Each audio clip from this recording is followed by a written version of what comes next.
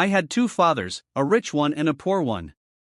One was highly educated and intelligent. He had a PhD and completed 4 years of undergraduate work in less than 2 years. He then went on to Stanford University, the University of Chicago, and Northwestern University to do his advanced studies, all on full financial scholarships. The other father never finished the 8th grade. Both men were successful in their careers, working hard all their lives. Both earned substantial incomes. Yet one always struggled financially. The other would become one of the richest men in Hawaii. One died leaving tens of millions of dollars to his family, charities, and his church. The other left bills to be paid. Both men were strong, charismatic, and influential. Both men offered me advice, but they did not advise the same things. Both men believed strongly in education but did not recommend the same course of study.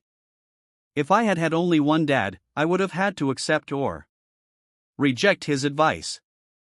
Having two dads offered me the choice of contrasting points of view, one of a rich man and one of a poor man. Instead of simply accepting or rejecting one or the other, I found myself thinking more, comparing, and then choosing for myself. The problem was that the rich man was not rich yet, and the poor man was not yet poor. Both were just starting out on their careers, and both were struggling with money and families. But they had very different points of view about money. For example, one dad would say, "The love of money is the root of all evil." The other said, "The lack of money is the root of all evil." As a young boy, having two strong fathers both influencing me was difficult. I wanted to be a good son and listen, but the two fathers did not say the same things. The contrast in their points of view, particularly about money, was so extreme that I grew curious and intrigued. I began to start thinking for long periods of time about what each was saying.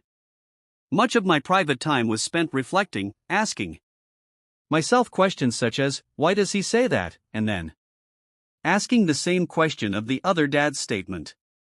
It would have been much easier to simply say, "Yeah, he's right. I agree with that." Or to simply reject the point of view by saying, "The old man doesn't know what he's talking about."